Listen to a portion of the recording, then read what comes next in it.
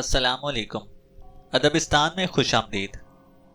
हकीकी ख्वाहिशात का परवरदा शख्स जब उसकी ख्वाहिश की तकमील ना हुई तो वो अपना होश ही खो बैठा। एक खूनी कहानी, मुसन्निफ मोहम्मद खालिद जहान।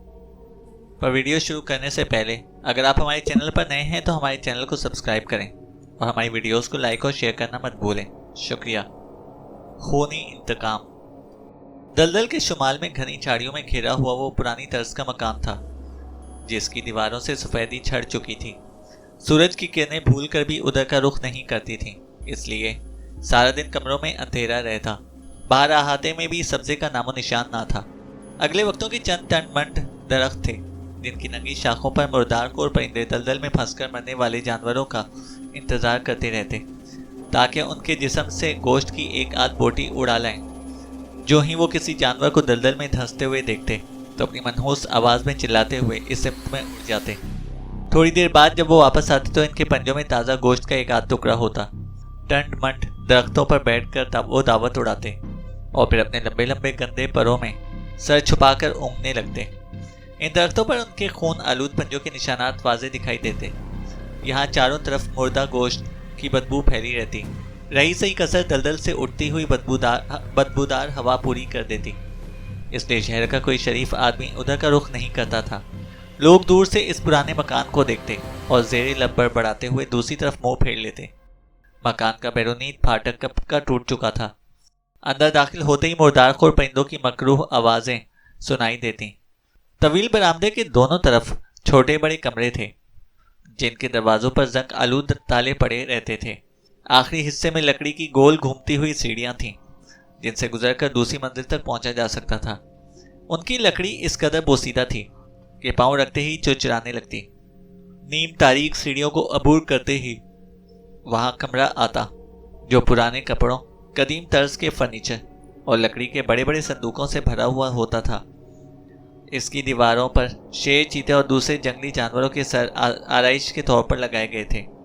कमरे के ऐन दरमियान में छत से एक बलोरी फानूस लटक रहा था जिसके रंग गर्दिश ज़माना के हाथों मादूम हो चुके थे। इस हॉल का दूसरा दरवाज़ा एक ऐसे बरामदे में खुलता था जिसमें हर वक्त मुकम्मल तारीकी रहती। यहाँ थोड़े थोड़े वक्फे पर बिजली के कमकमे लगे हुए थे जिनमें से एक इस्तेमाल के काबिल था और धुंध में लिपटी हुई सुबह की सूरज की तरह माहौल को रोशन करने की पूरी कोशिश कर रहा था। निचली मंजिल की तरह इस बरामदे के दोनों तरफ भी बहुत से कमरे थे, लेकिन वो सबके सब मुख्फिल रहते। फर्श दिखाई देता था जिस पर भूखी छिपकलियां मुंह खोले खुराक की तलाश में मारी मारी फिरा करती। यहाँ पहुंचकर बरामदा खत्म हो जाता था। आगे मकान का वही हिस्सा दिखाई देता जिसका जिक्र पहले हो चुका है। यहाँ से दरख्तों की टहनियाँ इस कदर करीब थीं कि परिंदों को हाथ बढ़ाकर पकड़ा जा सकता था। ताहम इनकी गोल सुर्ख आंखें और खून से सने हुए गलीज जिस्मों को देखकर किसी की हिम्मत नहीं पड़ती थी। लकड़ी के पुल से गुजरकर इस इमारत के वाहिद आबाद कमरे तक पहुंचा जा सकता था। कमरे की दीवारों पर भांत भांत की बेशुमार तलवारें, खंजर, नेज़े और ढालें आवेजा थीं। उन्हें देखकर बखूबी अंदाज़ा किया जा सकता है कि इस जगह रहने वाला शख्स का मशगला कदीम असलहा जमा करना है। जुनूब की सिमत में एक खिड़की खुलती थी जिसमें से दलदल की झाड़ियाँ नजर आती थीं। माजी में अनजान मुसाफिर झाड़ियों को देख कर ये समझते कि अभी दलदल शुरू नहीं हुई और मज़े मज़े घास पर चलते हुए वो इस जगह आ पहुंचते जहां से वापस जाना नामुमकिन था। पलक झपकने में उनकी चीख और गिरदो नवाह के मुर्दारखोर परिंदों का शोर सुनाई देता। थोड़ी देर के लिए जिस जगह वो गर्क होता वहाँ बड़े बड़े बुलबुले दिखाई देते और फिर गायब हो जाता। चीखते चिल्लाते परिंदे गर्क होते हुए जिस्म से गोश्त नोच कर अपनी अपनी राह लेते और जल्दी फिजा में भयानक खामोशी छा जाती। इस खतरे के पेश नज़र गुज़िश्ता साल लोहे का एक जंगला लगा दिया गया था ताकि अजनबी लोगों को दलदल का पता लग सके। इस रोज़ आसमान पर गहरे बादल छाए हुए थे।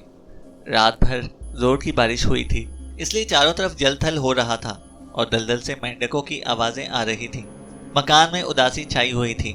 मुर्दारखोर परिंदे बारिश में भीगने की वजह से चुपचाप शाखों पर बैठे थे। रात के वक्त बरामदे में 2-3 आवारा कुत्तों ने डेरा जमा लिया था। सुबह के 10 बजे होंगे जब रजनी मकान में दाखिल हुई। वो तीखे नकूश और छुरेरा बदन की एक खूबसूरत औरत थी। उसकी उम्र 26 साल के लगभग थी। उसके मुरझाए हुए चेहरे से अंदाज़ा लगाना मुश्किल ना था कि वो पिछले कई माह से सख्त अजियत में मुब्तला है। हाथ में सब्जी की टोकरी उठाए वो बड़ी बेपरवाही से चल रही थी। اس کے کانوں میں ابھی تک بوڑھے میجر کے الفاظ گونج رہے تھے جو اس نے تھوڑی دیر قبل کہے تھے۔ مادام، آپ جس تندہی اور جانفشانی سے اپنے پتی کی خدمت کرتی رہی، اس کی تعریف کے لیے میرے پاس الفاظ نہیں ہیں۔ کبھی کبھی میں سوچتا ہوں کہ اگر آپ کی جگہ کوئی اور ہوتی تو کب کا پاگل ہو جاتی۔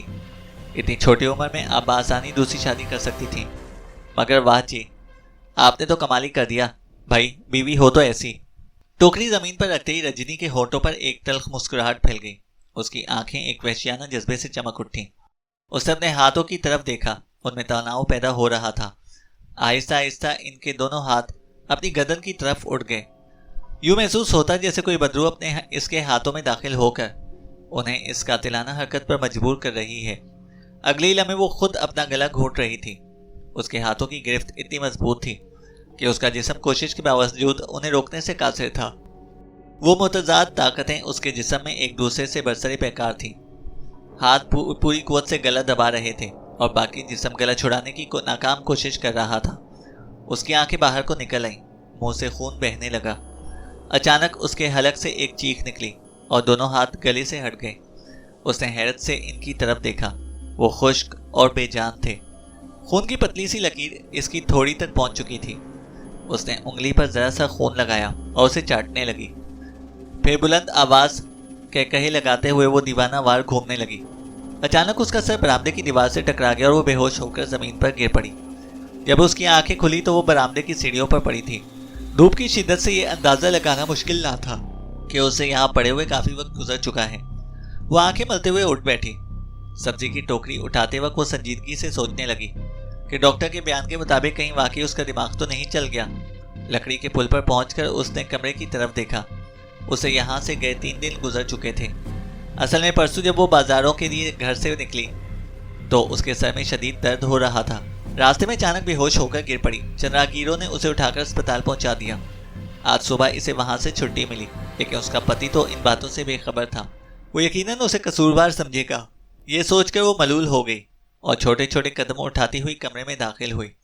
یہاں فرنیچر بہت کم تھا، صرف ایک میز تھی جس پر لکڑی کا ایک پرانا سا لیمپ رکھا تھا۔ کمرے پر پرانی لکڑی کی خوشبو پھیلی ہوئی تھی۔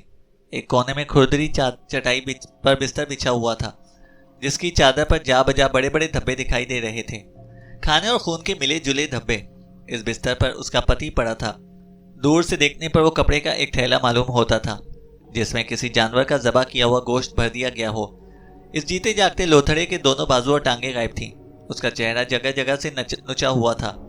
وہ ایک میلی چادر میں لپٹا ہوا تھا جو غلاظت سے بھر چکی تھی اور بری طرح بدبو چھوڑ رہی تھی۔ بازو اور ٹانگوں کے بغیر گوشت پوست کے اس ڈھیر کا نام شامو تھا۔ کبھی وہ بھی تندرست اور توانا نوجوان تھا۔ جنگ کے دور میں بم کے ایک حادثے نے اس کے بولنے کی اور سننے کی صلاحیتوں کے ساتھ ساتھ بازو اور ٹانگیں بھی چھین لی تھیں۔ صرف 2 آنکھیں باقی تھیں جن کے دم سے اس کا تعلق اس جیتی جاگتی دنیا سے قائم تھا۔ رجنی اس پر جھک گئی۔ اس کی آنکھیں شدید غصے سے سرخ ہو رہی تھیں۔ اگر اس کے بس میں ہوتا تو وہ رجنی کا گلا گھونٹ دیتا۔ وہ خوفزدہ ہو کر پیچھے ہٹی اور یہ جانتے ہوئے بھی کہ وہ ایک لفظ بھی نہیں سن سکتا، عاجزانہ لہجے میں بولی، مجھے معاف کر دو، میں بیمار ہو گئی تھی۔ لوتھڑے میں حرکت پیدا ہوئی۔ شامو نے سر ذرا اوپر اٹھایا اور دیوار سے دے مارا۔ وہ فوراً اس کا مطلب سمجھ گئی۔ جب کبھی وہ کچھ کہنا چاہتا تو اسی طرح دیوار سے سر ٹکرایا کرتا تھا۔ اس نے میز پر سے پینسل اٹھائی اور اس کے دانتوں میں دے دی اور کاپی کھول کر اس کے چہرے کے قریب لے کر گئی۔ پینسل آہستہ آہستہ کاغذ پر پھرنے لگی۔ تھوڑی دیر بعد شامو کا سر تھک کر نیچے ڈھلک گیا اور پینسل اس کے منہ سے نکل کر فرش پر گر پڑی۔ رجنی نے کاپی اٹھائی۔ تیرے میرے شکستہ حروف میں لکھا تھا۔ کہاں گئی تھی؟ رجنی نے پینسل اٹھائی اور لکھا، میں بیمار تھی اس لیے اسپتال چلی گئی تھی۔ آج صبح جو ہی ہوش آیا اٹھ کر چلی آئی۔ تمہیں بہت تکلیف ہوئی ہوگی، مجھے معاف کر دو۔ لو اب تم کھانا کھا لو۔ شامو اسے پڑھ کر مطمئن نہیں ہوا۔ کھانے کو دیکھتی اس کی آنکھوں میں چمک پیدا ہو گئی۔ رجنی لقمے بنا کر اس کے منہ میں ڈالنے لگی۔ کھانے کے بعد اسے شامو کے کپڑے اتار دیے۔ صاف کپڑے پہنانے سے پہلے اس نے ایک نظر اس کے مفلوج جسم پر ڈالی۔ اس کی دونوں ٹانگیں جڑ سے کٹ چکی تھیں، زخم چونکہ بھر چکے تھے، اس نے نچلا دھڑ اب گول گیند کی طرح دکھائی دے رہا تھا۔ اسے متلی سی ہونے لگی۔ قمیض پہناتے وقت اس نے بازوؤں کی طرف دیکھا۔ ایک بازو کندھے سے ذرا نیچے تک موجود تھا۔ اس پر بوجھ ڈال کر شامو اپنا دھڑ ذرا سا اوپر اٹھا لیا کرتا تھا، دوسرا بازو سرے سے غائب تھا۔ کھانے کے بعد شامو کی آنکھیں دوبارہ غضب آلود ہو گئی تھیں۔ رجنی نے اسے خوش کرنے کے لیے آخری حربہ آزماتے ہوئے آنکھیں بند کر لیں اور جی کڑا کر کے اس کی پیشانی چوم لی۔ گرم گرم گوشت کو محسوس کرتے ہوئے اسے بیچارگی پر رونا آ گیا اور سسکیاں لیتی ہوئی باہر نکل گئی۔ لکڑی کے پل پر کھڑے ہو کر اسے چاروں طرف دیکھا۔ اسے بے اختیار وہ دن یاد آ گئے جب اس کی شادی ہوئی تھی۔ اس وقت شامو 25 سال کا ایک صحت مند نوجوان تھا۔ وہ فوج میں ایک معمولی سپاہی تھا، لیکن اس سے کیا فرق پڑتا تھا؟ وہ دونوں ایک دوسرے سے بے انتہا پیار کرتے تھے۔ دن بھر وہ اسی پل پر کھڑا ہو کر اس کا انتظار کرتی۔ اس کا چہرہ سرخ ہو جاتا اور وہ ایک ہی سانس میں سیڑھیاں اترتی ہوئی پھاٹک تک پہنچ جاتی۔ اس وقت یہ گھر ایسا ویسا نہ تھا۔ اس کے باغ میں پھول کھلا کرتے تھے جن پر بے شمار تتلیاں منڈلاتی تھیں۔ سارا گھر شیشے کی طرح چمکتا تھا۔ اس کے پتی کو بھی محاذ پر جانا پڑا۔ جنگ کے دوران میں وہ اسے ہر ہفتے خط لکھا کرتا اور ایک دن اس کی ساری خوشیاں اس سے چھن گئیں۔ دفتر جنگ سے اطلاع ملی کہ اس کا پتی ایک بم پھٹنے سے زخمی ہو گیا ہے اور وہ اسپتال آ کر اسے دیکھ سکتی ہے۔ وہ آنسو بہاتی اسپتال گئی۔ فوجی اسپتال میں ایک بڑے پلنگ پر اس کا پتی لیٹا ہوا تھا۔ اسے دیکھ کر خوف کے مارے اس کی چیخ نکل گئی۔ 6 فٹ کے لمبے صحت مند نوجوان کی جگہ بستر پر ایک مسخ شدہ صورت پڑی تھی جو پہلی نظر میں ذبح کیا ہوا جنگلی جانور معلوم ہوتی تھی۔ ڈاکٹر نے اسے سمجھایا، لوگوں نے اسے تسلی، رشتہ داروں نے صبر کی تلقین کی اور وہ سب کچھ چپ چاپ برداشت کر گئی۔ اس کی چیخ کے بعد کسی نے اس کے منہ سے شکایت کا ایک لفظ بھی نہ سنا۔ وہ جنگ میں اس ٹوٹے ہوئے کھلونے کو سینے سے لگا کر گھر لے آئی۔ اخبارات نے کالم لکھے، عوام نے تعریفی خطوط بھیجے۔ ایک مدت تک اس کا گھر ملاقاتیوں سے بھرا رہا۔ اخبارات کے رپورٹر، افسانہ نگار، قومی لیڈر، فوجی افسر، مرد، عورتیں، بچے اور بوڑھے اس کھلونے کو دیکھنے کے لیے آتے رہے۔ اس ہنگامے سے وہ بہت خوش ہوئی۔ خطابات اور انعامی سرٹیفکیٹ دیکھ کر وہ پھولے نہ سماتی۔ کل تک وہ ملک کی ایک گمنام شخصیت تھی، لیکن آج ملک کے گوشے گوشے میں اس کا چرچا تھا۔ اخبارات دھڑا دھڑ اس کی تصویریں شائع کر رہے تھے۔ ایک ادیب نے تو سپاہی کی پتنی کے نام سے ایک چھوٹی سی کتاب بھی لکھ دی جس میں اس کے پتی سے اس کی وفاداری اور ہمت و استقلال کو افسانوی رنگ میں بیان کیا گیا تھا۔ 6 ماہ اسی ہنگامے میں گزر گئے۔ رجنی نے پتی کی خدمت میں دن رات ایک کر دیے۔ آہستہ آہستہ ملاقاتیوں کی تعداد کم ہونے لگی، حتیٰ کہ سال کے آخر تک بالکل ختم ہو گئی۔ لوگ بہادر سپاہی اور اس کی وفادار پتنی کو بھول گئے۔ شامو کے رشتہ داروں نے بھی اسے فراموش کر دیا۔ خود لڑکی کے ماں باپ کبھی کے مر چکے تھے۔ اب وہ تنہا سارا دن گوشت کے اس جاندار لوتھڑے کے پاس بیٹھی رہتی۔ اس کا تعلق بیرونی دنیا سے ختم ہوتا چلا گیا۔ دن میں صرف ایک مرتبہ وہ سودا سلف خریدنے بازار جاتی۔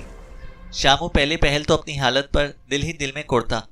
دانتوں میں پینسل دبا کر اس نے اپنی کوڑھن کا اظہار ایک آدھ فکرے میں کیا، لیکن وقت گزرنے کے ساتھ ساتھ اس کا احساس مرتا چلا گیا۔ شروع میں وہ ان اخبارات کو پڑھتا جن میں اس کے بہادرانہ کارنامے درج ہوتے تھے۔ حکومت کی طرف سے اسے ایک طلائی تمغہ بھی دیا گیا تھا۔ وہ اس کے سرہانے پڑا رہتا تھا۔ تھوڑی دیر بعد وہ گردن موڑ کر اس پر نظر ڈالتا اور دیر تک دیکھتا رہتا۔ اسے فوجی اعزاز کو دیکھ کر اس کے مجروح ہونٹوں پر مسکراہٹ کھیلنے لگتی جو اس کے بدنما چہرے کو اور زیادہ خوفناک بنا دیتی۔ تاہم آہستہ آہستہ اس کی دلچسپی ختم ہوتی چلی گئی، یہاں تک کہ ایک روز اس نے طلائی تمغہ دانتوں میں دبا کر فرش پر دے مارا۔ اب اس کی دلچسپیوں کا واحد مرکز کھانا تھا۔ اس کی بھوک روز بروز بڑھتی چلی گئی، حتیٰ کہ رجنی تنگ آ گئی جب وہ اسے کھانا دینے سے انکار کرتی۔ وہ زور زور سے اپنا سر دیوار سے مارنے لگتا۔ دن رات اٹھنے بیٹھنے سے یہ معذور ایک گونگے بہرے انسان کے پاس بیٹھنا کوئی آسان کام نہ تھا، لیکن وہ ایک فرض شناس پتنی کی طرح سب کچھ برداشت کرتی رہی۔ زندگی بڑی بھلی گزرتی رہی۔ دوسرے سال کے آغاز میں اسے محسوس ہوا کہ وہ غیر شعوری طور پر شامو سے بے نیاز ہوتی جا رہی ہے۔ بات یہاں تک محدود رہتی تو شاید وہ اتنی متفکر نہ ہوتی، لیکن ایک روز اس نے واضح طور پر محسوس کیا کہ شامو کی بے بسی دیکھ کر اسے خوشی ہوتی ہے۔ اسے کھانے کے لیے منہ کھولتے دیکھ کر اس کی حیوانیت جاگ اٹھتی اور اس کے جی میں آتا کہ وہ کھانے کی بجائے کوئی اور چیز اس کے منہ میں ٹھونس دے۔ ایک بار تو اس نے چٹکی بھر مٹی اس کے منہ میں بھر دی۔ شامو کی آنکھوں میں خون اتر آیا۔ وہ ڈر گئی لیکن فوراً سنبھل گئی۔ بھلا یہ گوشت کا لوتھڑا اور اس کا کیا بگاڑ سکتا ہے؟ اب اسے ایک مشغلہ مل گیا۔ وہ اس کے سامنے بیٹھ جاتی اور اسے دکھا دکھا کر کھانا کھاتی۔ بے چینی سے شامو کی پتلیاں ادھر ادھر حرکت کرتی۔ زبان کی لپ لپ سن کر وہ دیوانہ وار کہے لگاتی اور خالی چمچ اس کے منہ میں ٹھونس دیتی۔ وہ کروٹ بدلنے کی کوشش کرتا اور اسے روکنے کے لیے دائیں ہاتھ کا ذرا سا ٹنڈ اوپر اٹھاتا جو اس کے جسم کا واحد حرکت کرنے والا حصہ تھا۔ جب وہ کسی طرح باز نہ آتی تو شامو سختی سے اپنا منہ بند کر لیتا. اس کی آنکھوں سے بڑے بڑے آنسو گرتے جسے دیکھ کر وہ رک جاتی اور خالی نظروں سے اسے گھورنے لگتی. اچانک اسے اپنی بیہودہ حرکت کا شدت سے احساس ہوتا اور وہ دونوں ہاتھوں سے منہ چھپا کر سسکیاں لینے لگتی. ایسے میں دوبارہ اس کی پیشانی چوم کر اپنی غلطی کے لیے معافی مانگتی. لیکن محبت کا یہ جذبہ جلدی سرد پڑ جاتا اور وہ اسے تنگ کرنے کے لیے نئی نئی تجویز سوچنے لگتی. ایک روز تو اس کا پاگل پن انتہا کو پہنچ گیا. ہوا یوں کہ جہاں وہ رہتا تھا سیاہ دلدلی چونٹیوں کی ایک قطار اکھڑے ہوئے پلاسٹر کے نشیب و فراز سے عبور کرتی ہوئی چھت کی طرف حرکت کر رہی تھی. اچانک ایک چونٹی راستہ بدل کر شامو کی گردن پر جا چڑھی اور کان کی لو سے گزرتے ہوئے رخسار تک آن پہنچی. دلدلی چونٹی تھی جس کے جبڑے انتہائی تیز تھے. رخسار کے گوشت کو نسبتاً نرم پاتے ہوئے اسے اپنے جبڑے اس میں گاڑ دیے. وہ پاس بیٹھی نماک سے تماشا دیکھتی رہی. شامو تکلیف سے سر زور زور سے دیوار پر مارنے لگا. بار بار وہ اپنے بازو ٹنڈ ہلاتا کہ چونٹی کو گرا سکے، لیکن اس کی گول مول ٹنڈ کو حرکت کرتے دیکھ کر رجنی کی آنکھیں وحشیانہ جذبے سے چمکنے لگیں. دوسرے کی تکلیف پر خوش ہونے کی انسانی جبلت جاگ اٹھی. اس نے دیوار پر سے 3-4 چونٹے پکڑے اور شامو کے رخسار پر رکھ دیے. ذرا سی دیر میں وہ سب کے سب اسے کاٹ رہے تھے. اب وہ بری طرح تڑپ رہا تھا. سارا درد اس کی آنکھوں میں سمٹ آیا تھا جو تکلیف سے پھٹ رہی تھی. وہ انتہائی بے چارگی سے اپنی دکھ سکھ کی ساتھی کو دیکھ رہا تھا جو اس کی محتاجی پر جی کھول کر ہنس رہی تھی. اچانک رجنی ڈر گئی. اگر یہ شخص حرکت کرنے کی طاقت رکھتا تو اس کی بوٹیاں نوچ لیتا. اس نے چونٹیوں کو ہاتھ سے مسل دیا اور اس کے چہرے کو دھو کر دوا لگا دی. اس شام وہ ڈاکٹر سے ملی جس نے اسے بتایا کہ دماغی توازن درست نہیں. بہت سی دوائیں لے کر وہ واپس آئی اور تکیے میں منہ چھپا کر تنہا رات بھر روتی رہی. 3 سال گزر گئے. اس طویل عرصے میں اس کی حالت ابتر ہوتی چلی گئی. شروع میں اس کی جنونی کیفیت کبھی کبھار ختم ہو جایا کرتی تھی، لیکن وقت گزرنے کے ساتھ ساتھ یہ کیفیت اس کی فطرت ثانیہ بن گئی. اب وہ بات بات پر شامو کو ڈانٹتی.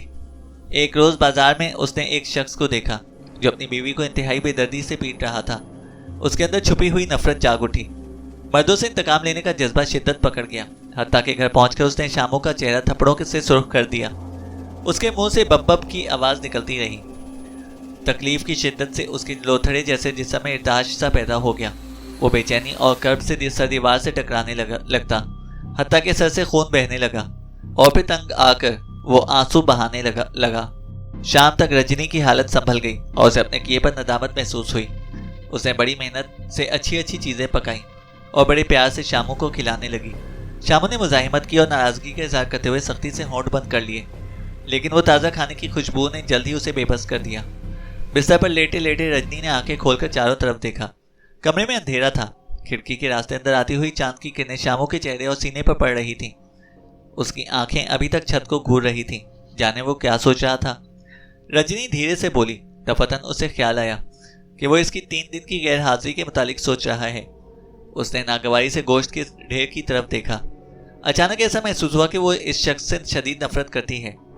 یہ وہ شخص تھا جس کے لیے وہ 3 سال سے اس بےہودہ جگہ پر رہتی تھی، جہاں اسے کسی سے گفتگو کیے بغیر عرصہ گزر چکا تھا. یہ وہی تھا جس کے لیے وہ زندگی کی تمام مسرتوں سے کنارہ کش ہو کر دن بھر اس کے اپاہج و لاچار جسم کے پاس بیٹھی رہتی تھی. اور اب وہی شخص اسے بد کردار سمجھ رہا تھا. وہ اب سب کچھ برداشت کر سکتی تھی، لیکن ایک مشرقی عورت کی طرح اپنی آبرو کے متعلق ایک لفظ سننا بھی اسے گوارا نہ تھا. اس نے اپنے ہونٹ سختی سے بند کر لیے اور اپنے آپ کو ٹھنڈا کرنے کی کوشش کی، لیکن نفرت کا دھارا پورے زور و شور سے بہہ نکلا. اس کا سارا جسم کانپنے لگا. یوں محسوس ہوا جیسے اس کے اندر آگ جل رہی ہے، اور جب تک وہ اس کی منحوس آنکھوں کو ختم نہ کر دے یہ آگ ٹھنڈی نہیں ہو سکتی. ایک جست میں وہ شامو کے معذور جسم پر جا چڑھی. اس نے آخری مرتبہ اس کی آنکھوں کی طرف دیکھا. ان میں بے پناہ غصہ تھا، نفرت اور حقارت تھی. رجنی نے مٹھیاں کھول دیں اور دونوں انگوٹھے سختی سے اکڑا کر پوری قوت سے اس کی آنکھوں میں ٹھوس دیے. تکلیف کی شدت سے شامو کا جسم اپنی جگہ سے ایک ایک فٹ اچھلنے لگا. اس کا منہ کھل گیا اور حلق سے غرغر کی آوازیں نکلنے لگی. اس کی آنکھوں سے سرخ گاڑھا گاڑھا خون بہہ نکلا.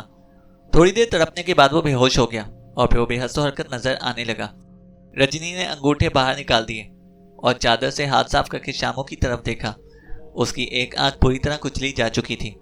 پتلی میں سے زرد زرد پانی بہ رہا تھا. دوسری آنکھ صرف زخمی ہوئی تھی کیونکہ جذبات کی شدت سے اس کا انگوٹھا درست نشانے پر نہیں بیٹھا تھا۔ اس کی آنکھ کا صرف ایک کونا زخمی ہوا تھا اور اس میں سے خون رس رہا تھا۔ اچانک اسے خوف نے آن لیا۔ یہ اس کا پتی تھا، اس کا محبوب پتی، جو اسے بے پناہ محبت کیا کرتا تھا، جس کی اس نے 3 سال دل و جان سے خدمت کی تھی۔ بے اختیار اس کا دل بھر آیا اور پھوٹ پھوٹ کر رونے لگی۔ گونگا، بہرا اور معذور تو وہ پہلے ہی تھا، لیکن اس کی اس حرکت نے اسے اندھا بھی بنا دیا تھا۔ اب وہ کیسے زندہ رہے گا؟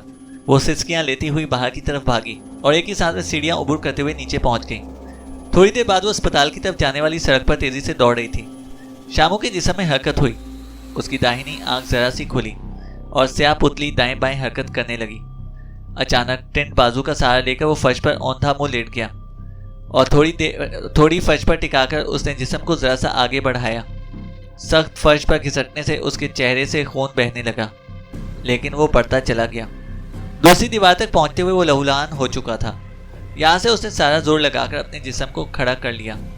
دیوار کا سہارا لے کر اس نے دانتوں سے تلوار اتاری اور زمین پر پھینک دی۔ گردن اونچی کر کے اس نے دوسری تلوار اتاری اور اپنے آپ کو زمین پر گرا دیا۔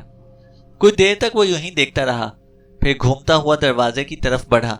دروازے کے سامنے پہنچ کر تلوار اس نے فرش پر رکھ دی اور دوبارہ واپس ہو کر دوسری تلوار دروازے تک پہنچانے میں اسے 20 منٹ لگے۔ فرش پر گھسٹنے سے اس کا سارا جسم خون میں نہا گیا۔ ٹینٹ بازو اور دانتوں کی مدد سے اس نے دونوں تلواروں کو دروازے کے عین سامنے ایک دوسرے کے سہارے اس طرح کھڑا کیا کہ باہر سے آنے والا جو ہی پٹ کھولے اس کا شکار ہو جائے۔ اب وہ گھسٹتا ہوا کھڑکی کی طرف بڑھا۔ کمرے کا سارا فرش اس کے خون سے سرخ ہو رہا تھا۔ دوسری آنکھ بھی بوجھ پڑنے پر ناکارہ ہوتی جا رہی تھی۔ کسی نہ کسی طرح وہ کھڑکی تک پہنچ ہی گیا۔ دانتوں سے پٹ پکڑ کر وہ ٹانگوں کے ٹینٹ پر کھڑا ہو گیا اور ایک ہی جھٹکے میں کھڑکی پر چڑھ گیا۔ اب وہ کھڑکی میں لپٹا ہوا تھا۔ نیچے دور زمین نظر آ رہی تھی۔ بار بار وہ اپنی زخمی آنکھ کھولتا اور دروازے کی طرف دیکھ لیتا۔ وقت دھیرے دھیرے کھسک رہا تھا۔ رجنی ڈاکٹر کے پاس پہنچی تو وہ ایک مریض کے آپریشن میں مصروف تھا۔ اس نے وعدہ کیا کہ وہ فارغ ہوتے ہی اس کے گھر پہنچ جائے گا، یا مزید ٹھہرنا بیکار سمجھ کر وہ الٹے پیروں گھر کی طرف بھاگی۔ تیزی سے سیڑھیاں عبور کرتے ہوئے وہ کمرے کے دروازے پر جا پہنچی۔ ایک لمحے کے لیے رکی اور اس نے سوچا کہ وہ رو کر اپنے قصور کی معافی مانگے گی۔ کمرے کا دروازہ اسی طرح بند تھا جیسا کہ وہ چھوڑ کر گئی تھی۔ اس نے جھٹکے سے دروازہ کھولا اور تیزی سے اندر داخل ہوئی۔ بے اختیار اس کے منہ سے ایک دل خراش چیخ نکلی۔ تیز دھار تلواریں اس کے آر پار ہو چکی تھیں۔ کھڑکی میں پڑے ہوئے گوشت کے ڈھیر میں حرکت پیدا ہوئی اور اگلے ہی لمحے خون میں نہایا ہوا ایک جسم کھڑکی سے نیچے گر پڑا۔